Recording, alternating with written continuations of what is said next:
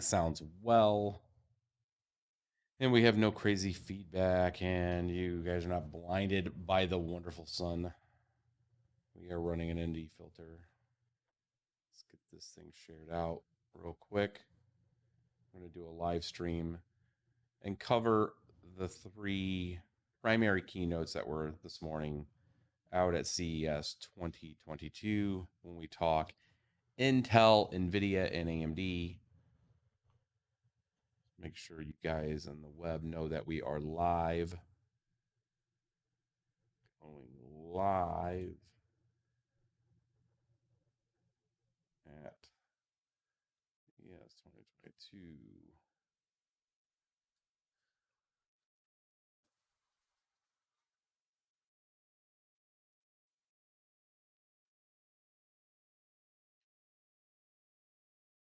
I see some people typing. You guys can hear me. Hopefully it's nice and clear.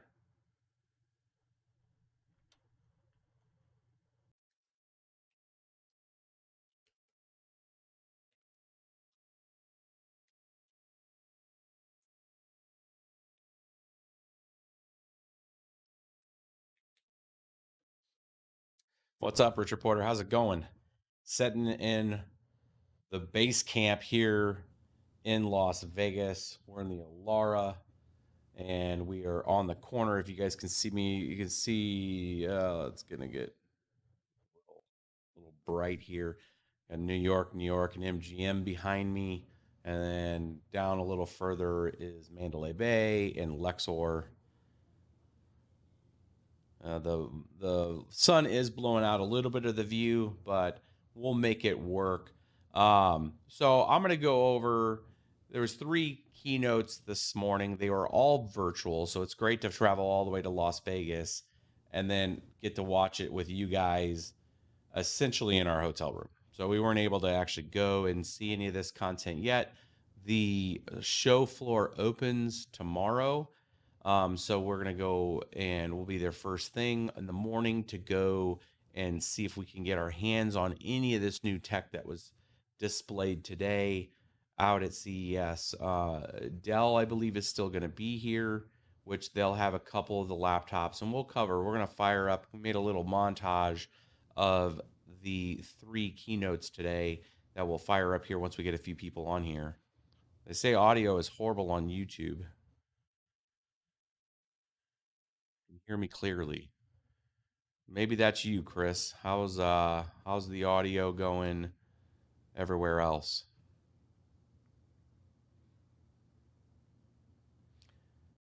Georgie asks, "What's the COVID restrictions like in Las Vegas?"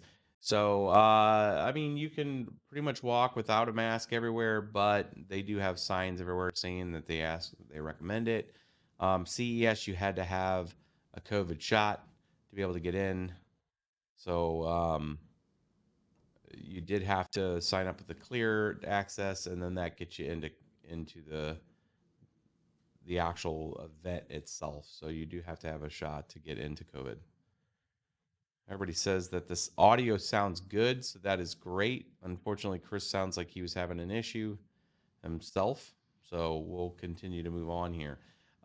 So yeah, I mean, so tomorrow, hopefully it's a lot better. We did the CES unveil yesterday. You guys saw the recap of that earlier today, which was where CES kind of unveils a lot of the smaller, innovative kind of edgeware, as it were, and they compete to win, best in show for particular things. If it's health and if it's healthcare, and apps, app development. There's different hardware types of things there, and then showcase some of the stuff that's kind of the newer content coming out. Not major company though; it's all like smaller company stuff. The stuff from yesterday. We were looking forward to the keynotes today. One of the biggest keynotes that I was looking forward to was Intel, to see if they would unveil any of the ARC graphics card tech, and we kind of got a big strong whiff there. And The Intel, if anybody watched all three of the keynotes, and we're going to fire them up here in a second. We have about 18-minute little clip here that kind of takes the best of each of the three keynotes today and kind of just jams it all together for you guys. We cut out all the BS and boring stuff, and we'll talk through that here in a minute. And I'll give you some of my opinions with some of the stuff, and then what are the big unveils here. I think we're in pretty good um, shape right now to kind of kick that off. Let me get and get this up, and we'll kind of go through what we seen with this, and hopefully you guys can't hear all the sirens and stuff that's going on back here. Let me do this little thing here, and then here we go. So we're going to start with Intel first, and I'll bring down the audio our 12th if it's gen too Intel loud, Core desktop processors, but I want to headlined by the be able world's to let you best guys hear from some of his gaming to audio. So creating, this first piece here was really came down to the unveil of the 12th gen KS series processor. 5.5 gigahertz is pretty crazy. Now, one thing I'll give for Intel is that they did have the ability to show you guys, I'm going to bring down their audio just a bit. They did give you guys a demo right there of it running at 5.2 gigahertz all core, and they're saying pretty much out of the box that's the way all these things are going to be running. So 5 gigahertz, 5.5 gigahertz is pretty good. And then they turn around and show AMD's best offering here. APU versus Intel's piece here, running 49% faster. If this is any indicator on the CPU war going on right now with AMD versus Intel, they don't show any power numbers here though. So I'm going to make a safe assumption that Intel's using a lot more power, including Intel Wi-Fi 6E. And the the different pieces that will come from a crypto standpoint is something like Raptorium and any CPU bound coins like XMR, really looking at a heat and a power issue at 5.5 gigahertz. I wouldn't be really super excited that you're going to be able to run that 24/7 365. It all comes back down to power and wattage if you're looking at these for crypto related content. But they did show some of these other innovative links here. I did, from a content creator standpoint, this piece here with the Intel Deep Link, where you can actually use the onboard GPU on chip with a discrete GPU, and then be able to pair those to be able to do rendering on the fly and improve how quick you could render and export. That's a huge thing. Like what we're doing right now, this is an Alienware. This is the Area 51 top-end Alienware laptop, and it takes anywhere from 8 to 10 minutes to render our 4K videos. We're talking like 12-15 minute video max. If we put a lot of effects on that can shoot all the way up to like 20 minutes. If this could improve that by almost 50%, I mean, that's a big deal, especially on a smaller form factor. So, I mean, from a creator standpoint, it's pretty cool. But they only showed DaVinci Resolve on this, and like we use, and a lot of content creators only use Adobe Premiere. So I don't know if Adobe Premiere is actually working with this or not. But it's interesting to see if that kind of tailored tech can be used in a crypto aspect, where you have both the discrete GPU and the onboard CPU. Now, it wouldn't give you a ton of cycles, but it is going in a way that I like where it's going. I think this was the original idea, if anybody remembers the squirrel miners, where they were trying to combine part of the hashing algorithm with some level of software that would be able to take advantage of paralleling an FPGA with like a GPU and do like a GPU assist or an FPGA assist. I think this is kind of in the lines of that kind of technology stack, to where you can have software binding the two different discrete items to increase the speed of something. So I can see something like that being a little modified for crypto, which would be interesting to see. This was right here. I thought we were going to see it. Intel Arc. This is their new GPU line. It was a complete whiff. Intel didn't show anything with their new GPUs, unfortunately. Hopefully later in the week. So we'll jump over to AMD real quick.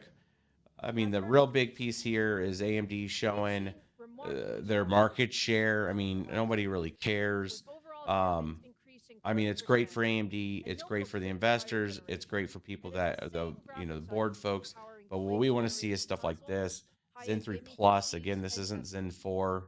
They did talk to Zen 4 here in a minute, but Zen 3 Plus really dropping the wattage on stuff. Again, a lot of the stuff for this whole keynote on all three keynotes were focused primarily on laptops. If you looked at the common theme between Intel, AMD, and nVidia, all three of them were just touting the partnerships on the laptop side. And I think what we're seeing there is the way the industry is adapting to the current graphics card shortage. I'm being honest. I think this is their answer to it. I think their answer is to try to drive people to laptops and discrete laptops because you're getting the full setup. And this is the way they're trying to answer the gamer call. And if you look at how hard the sales piece on this Zen 3 Plus, on Intel's whole piece with its ARC graphics cards, that they didn't go with the desktop, graphics cards and announce that. And then you look at what NVIDIA did, all about their Max Q and improvements. It's all about trying to deliver a gaming experience and a high-end gaming experience to gamers using laptops, and not the desktop PC performance thing. Because I think that they are seeing that this isn't as competitive when it comes to the market share of like, are GPUs going to go to gamers, or are they going to go to miners, or are they going to go to scalpers and just change the price? Now, AMD did, and you'll see this on this particular one, they pushed very hard to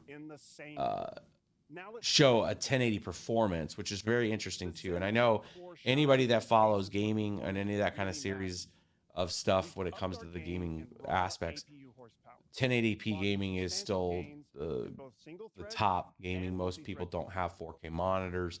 They have at best 1440p monitors. So, a lot of this being focused around that 1080.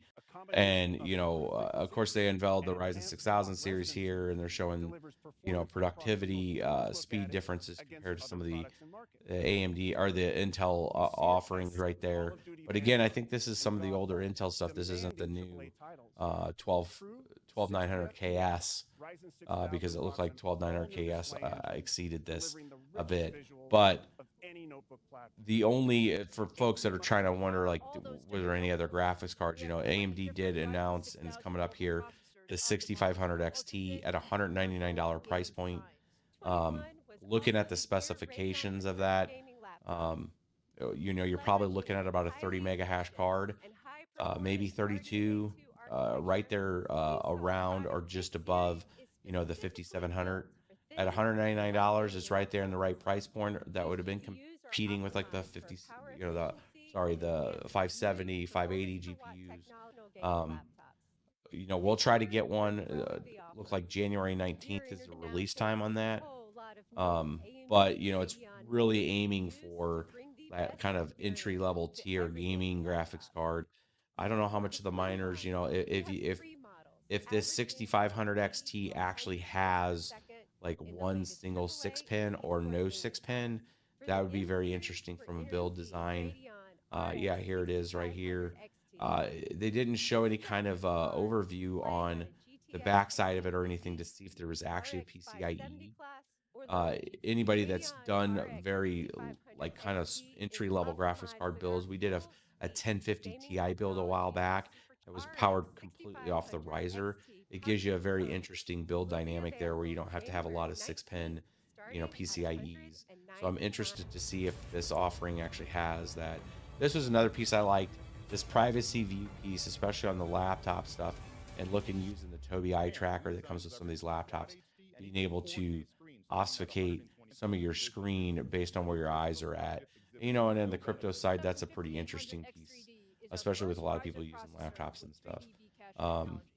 The 5800 3XT, these are X3D, the nomenclature here, really taking advantage of the kind of spin on that is pretty interesting. AMD also unveiled, at least just showed the chip and the new chip design on what's going to be in the Ryzen 7000 series. I'm interested to see those SoCs. So the SoCs are exposed there, and it looks like it's like vented. I wish I would have seen a side view of that. Hopefully, on the floor at CES, we're able to see a side view of that chip. I want to see if you can actually see through down to the main top plate of that. I'm also curious on how a little bit of overage on your spread of heatsink stuff will be interfering with any of those SoCs, especially if you're talking about doing any kind of conductive, like thermal grizzly stuff, on keeping that chip cool.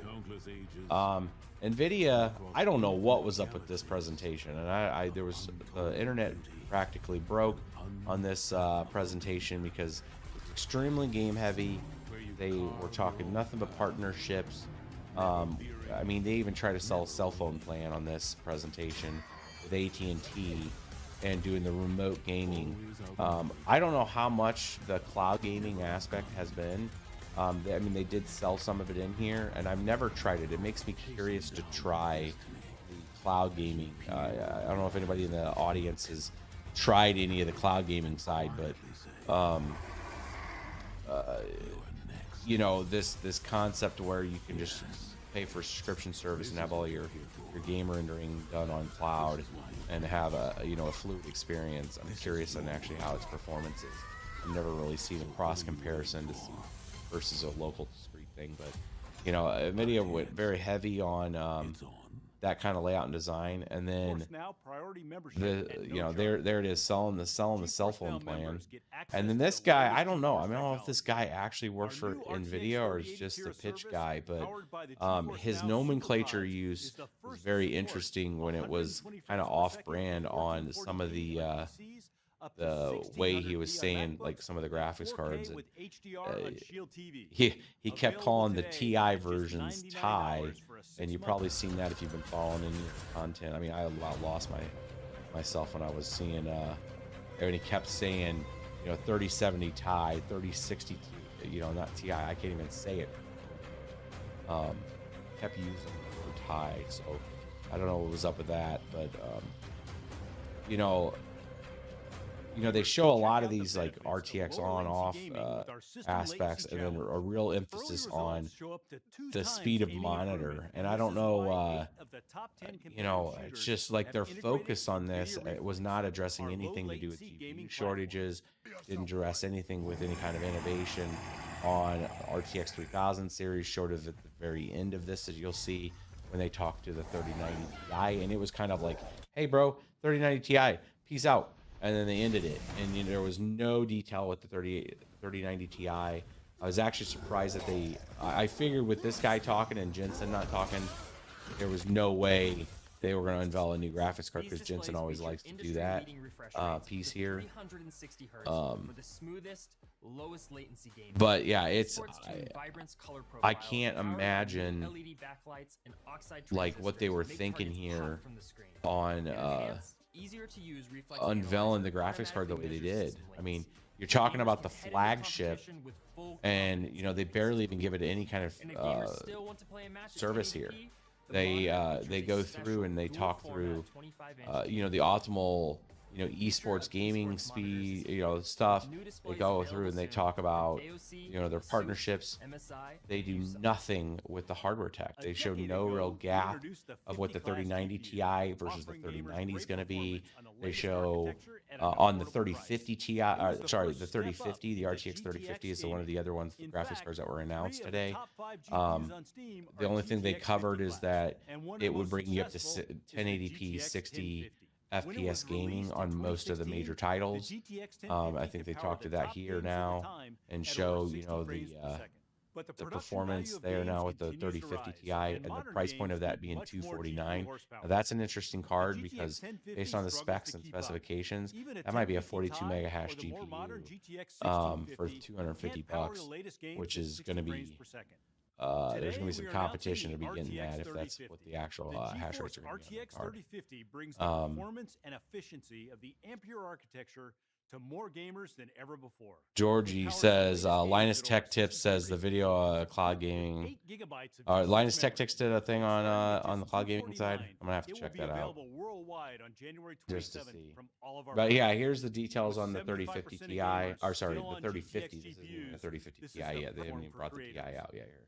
It starts with RTX, the most advanced GPU architecture with hardware. Yeah, I mean, and then they get into simulation the and AI. overarching NVIDIA creative high-performance video processors. suite The and NVIDIA having Studio software you know, some of the includes software specialized advancements drivers they had and here. dozens of I SDKs, think there was really which anything else. accelerate I'm trying to over get us 200 to of the the point of industry's Nucleus Cloud. Now in the early discussion access, on Nucleus Cloud the simplifies 3090, and then Omniverse we'll scene cut sharing. this video piece It's off one here. click to collaborate. Yeah, no and the stats on it. entire 3D scene Hopefully is online. tomorrow when the floor is Leading open, 3D marketplaces are now I'm gonna turn featuring this down just a Omniverse little bit. ready Hopefully it's assets. not too overbearing for you guys. Assets now available on Omniverse Launch. Damon's asking, what's the minimum or what's the 3050 mega hash for ETH? I'm betting it's going to be close to 40, 37 to 40 mega hash. But if we can get a test on it this week or tomorrow when we go over, we'll be bringing some miners over with us and seeing if we can get a sample test with the 3050 and then also the AMD offering on the 6500 XT to see if they're pretty comparable. I'm going to bet the 3050 is a little faster just on paper, looking at the difference between the 3050 and the 6500 XT. It looks like the 3050 is going to beat it by a bit. But if it's like a 37 to 40 mega hash versus a 32 mega hash, that's where I'm kind of putting the two different AMD in that. At $199 and $249, I think they'll fly off the shelves because a lot of people have been waiting for some cheaper GPUs that can still get pretty decent performance. I do have good faith that there's going to be, that Dell will have their laptops out there. They'll have the 6950M from AMD, which is the flagship, or sorry, I think it was a 6850, not 6950, 6850M, which should be about a 62 mega hash card on that. And then, you know, being a laptop setup from the basic design. CPU efficiency is critical for maximizing. Well, Charles dropped a $5 super chat spot. My dude. Thank you, sir. Yeah, sorry that it's all blown out here. The sun is literally like right there-ish. Right there. So it's kind of blowing out our whole back view here. We could have pivoted this around and you guys would have had a much better view. And we may do another live stream at night. That way you guys can kind of see this setup at night and we'll talk throughout what else we see there. I do want to do, we have so much testing when we get back from CES too to show to you guys. I'm letting this one get to the 3050 Ti, or sorry, the 3090 Ti, and then we'll shut her down for this piece. But yeah, we got the BC 160s in. We got a 6-card mining rig of the new AMD BC 160s. That's the Navi 12 with the HBM2. We're looking around 70 to 72 mega hash at like 140 watts on those cards. Can't wait to bring that one to you guys. We're going to do a live build of that. BBT Ray and I are going to build that setup. And then we also are going to be doing a 8-card RTX 3080 non-LHR build. And then we also have the Ampere 4000. I'm going to sneeze. Excuse me. We have the Ampere 4000s that we haven't done. So we've done the 5000 series for you guys. And we're looking to get the 2000 and the 6000 that we'll be able to try here. So here it is. It's selling a Ti, 3080 Ti laptops. The TIs. Did anybody in NVIDIA say anything about the LHRs? They did not even cover or broach the subject of LHR. I'd be interested to see if these 3070 and 3080 laptops are LHR'd or not. And laptops powered by both of these new GPUs. But yeah, the guy kept just saying Ti. It was hilarious. These laptops are 7 times faster. And then you're looking at some of the performance differences there at the the laptops. RTX I mean, accelerated overall, graphics, the I don't know if you AI, guys and watched the NVIDIA keynotes. Did Smart anybody in Processor this chat see the They are the keynotes perfect live, or did combo you guys for gaming, rewatch some of but them? there's one more I mean, thing. it was a pretty dry keynotes from The both RTX AMD 3090 and Ti nVidia. with Oh, and there it is. faster GPU, There it is. The 40 3090 shader teraflops, Ti. 78 Called it RT the teraflops, tie.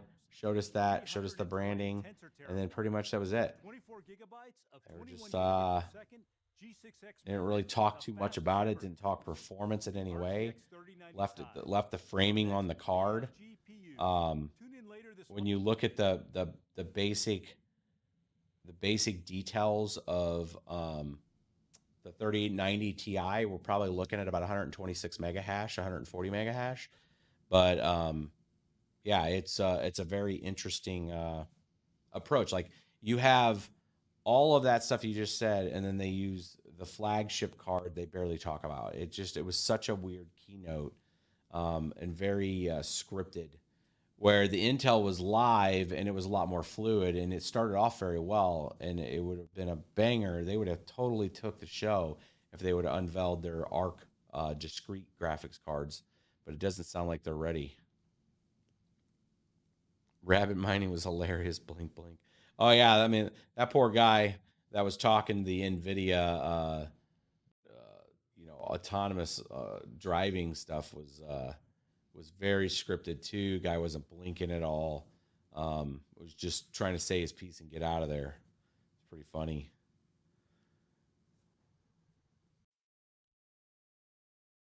I literally fell asleep during the nVidia. Somebody says, yeah, it was pretty. It was pretty bad. That's a huge crap top.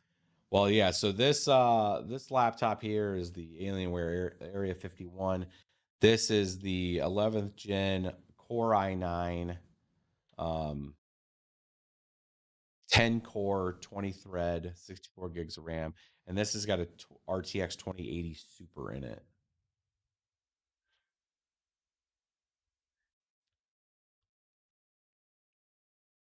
HT Manny says, "Did you see the 3080 Ti flash to the 3090 to get 110 mega hash?" Yeah, I saw Son of Tech covered it today, on the flashing. I mean, we do have a 3080 Ti GPU that we could try it on. I have an Aorus Master 3080 Ti. Technically, I bet you some of those 3080s can actually get that 106. When you look at the Ampere cards running 113 mega hash as the top, and when we covered it, that guy was able to get it at 109 mega hash at 230 watts. There's a high chance I think we can get some of those. It all comes back down to cooling, and if the VRMs can handle the heat, because you're already talking about junction temperatures when you're pushing those cards that high, in really unsustainable long-term ways. So that's the only thing I would say about being careful about doing any kind of modding of the 3080 Ti into 3090s is, remember, just because those memory settings and the straps effectively of what you're changing there with that can handle it. I don't know if it's really rated to handle it that long, and be careful with that. You'll burn up your chips on your 3080 Ti's. Those SoCs were already kind of pressed, so pushing them to those levels is probably pushing you a little higher, because you look at the base settings of those and what you're flashing them to. You're gonna put a lot more stress on that card. I would just watch your temperatures. I'd like to see a full gamut test on that. If Son of Tech does that, or if we end up doing with our 3080 Ti, we'll take an analysis of what the power and the heat that's coming off those chips are after you've done that flashing, because you start pushing it that hard, I want you to burn it up.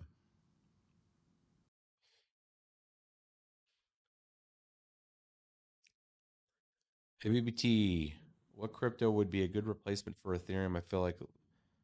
A, but I feel like a long wait for proof of stake is hurting them. I don't see proof of work. I don't see proof of work coming off of Ethereum anytime soon. I think they still have a pretty far away to go. However, Ravencoin's on a tear right now.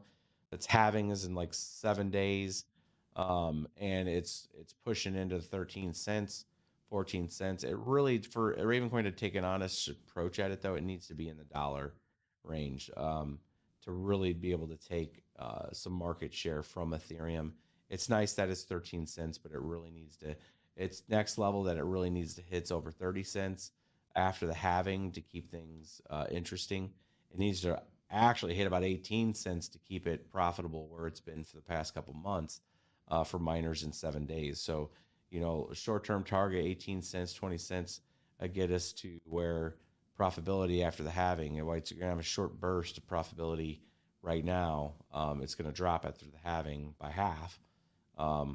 So you got that. I know Flux has been on a tear with its parallel assets. You got some with Ergo and Cardano. Cardano's doing an announcement here tomorrow. I believe Charles Hoskinson's flying in to CES to talk with their partnership that they're doing with Samsung, which any kind of parallel mining that could be done with Ergo with that, I think a push. But bottom line, it's going to be a multi-set of coins that are going to take that brunt from Ethereum whenever Ethereum finally moves over to proof of stake. The question is, does things move faster ahead of Ethereum and not give really Ethereum the press, as it were, whenever it moves over to proof of stake, when everything's already started moving away from Ethereum because other things could become more profitable? We'll see. I think there's a few out there that have the opportunity to take over those spots on the proof of work and GPU side. There's also a test that we're going to be doing with a render network when we get back and seeing some alternative items that you could be using some of your GPUs for to maybe hedge some of that cost and threat of losing profitability with certain things that, if Ethereum goes away, is there opportunities and things like render network and stuff. What does CES stand for? It's Consumer Electronics Show.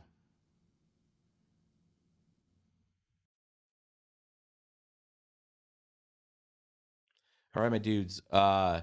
It's we're about 31 minutes in. We're gonna wrap this one up. I'm gonna be taking the team out tonight. We're gonna hit some dinner, and then we'll have a video for you guys tomorrow. There wasn't honestly a lot going on today. So Media Day 2 is supposed to be where the media folks like us would go out to come out here to cover some of the stuff. We get access to some of the technology before they open the gates to everybody else and all the other vendors and suppliers and people that come in to go see CES. But because of the current COVID restrictions that's happened there, a lot of the stuff went virtual, and they're behind a day. So we couldn't get into the floor like we were able to the last few years with CES and get some early looks at stuff. Not even a lot of on-hand stuff at CES and Vel. It's really so far been kind of a bust, to be honest with you. Even the keynotes have been kind of a little lackluster, focused primarily on laptops. Hopefully that will change tomorrow, and when we get out there on the floor, we'll try to do a live stream on the floor with you guys when we're kind of doing our walkthrough and give you guys that kind of firsthand experience with us. So make sure you're liking, subscribing, and following for that side if you guys want to see some like real-time content with CES as we explore the floor and capture some of that B-roll and A-roll with folks. We're gonna go see Compass is gonna have a spot out there too. So, and there is a fintech setup out there that we're gonna go. We're also gonna go to Coin Agenda's after party on Thursday evening at Mike Tyson's house, which is gonna be pretty cool. So there are some NFT drops that are happening there. It's going to be a pure crypto thing. Obviously, we'll do a live stream from there and talk to some folks. It's going to be very NFT centric, but there are some miners that are going to be there when it comes to like crypto miners and some projects that we've talked to that want to demo some of their progress when it comes to what they're trying to do on like carbon credits and some innovative ways to approach some of this ESG concern that comes when you start talking crypto mining and using lots of power and stuff. So it should be pretty good. You can probably hear it in my voice. I'm a little tired. We've been running all over this damn city. But tomorrow the day starts at 10 a.m. Team's going to be up around 9 or up and out of here at 9, and we'll be over on the convention floor at 10. when the doors open to the Las Vegas Convention Center. We're going to be doing the Convention Center all tomorrow. And then Thursday, we will be over at the Sands Expo Center and the Venetian, which has a lot of breakout things. You have MSI, Gigabyte there, along with like Corsair, Thermaltake, a lot of the supplemental and peripheral folks there. And supposedly there are going to be some demos for the Intel Arc discrete GPUs there. Even though they didn't announce them, hopefully they do have at least the laptop versions that we can see and get kind of a benchmark and specification from. So yeah, we'll check it out. Who's gonna get the face tattoo? That'd be BBT Ray for sure.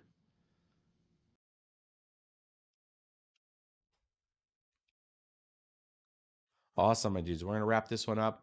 Hopefully it was a real quick one and give you guys some opinion of some of the stuff that we've seen, and we will come back